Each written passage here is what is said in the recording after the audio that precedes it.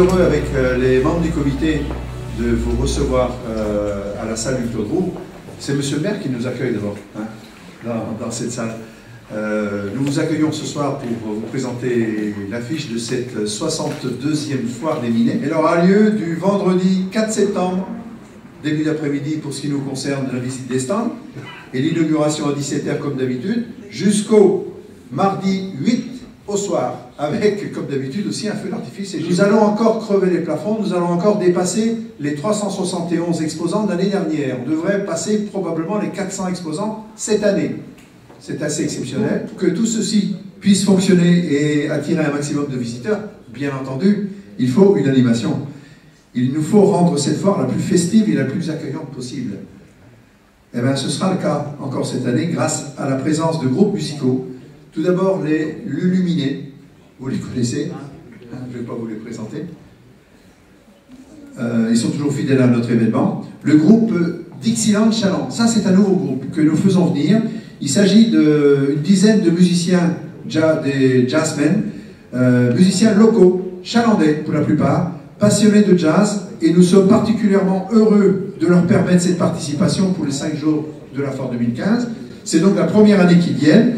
Là aussi, c'est une volonté de notre part de faire en sorte que des groupes locaux puissent être mis en valeur par leur présence dans toute la foire.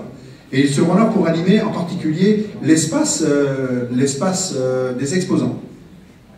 Enfin, comme chaque année, un thème principal sera proposé pour l'animation générale.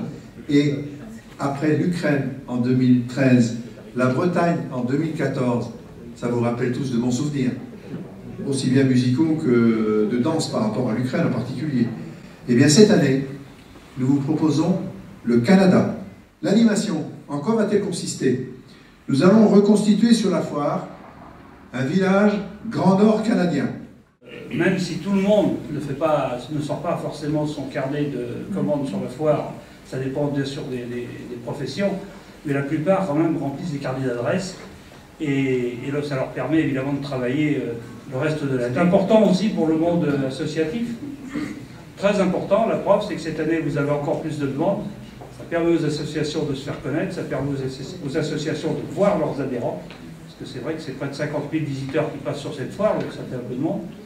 Et puis c'est important aussi pour le monde agricole, je n'allais pas oublier Joseph, qui, s'il a été déçu l'année dernière, il va se rattraper cette année, avec la Normande et la Partenaise, et je ne doute pas que ça va encore ramener un peu plus de spectateurs qui s'intéressent bien sûr à ces deux races. Donc je vais vous souhaiter bien sûr plein de réussite, et ça je ne suis pas inquiet, et puis toutes mes félicitations à tous les acteurs qui participent à cette foire, faites-la perdurer, et on sera présent et la ville continuera bien sûr à vous soutenir. Je vais commencer par expliquer que c'est Karl Moret, comme l'année dernière, qui a réalisé l'affiche.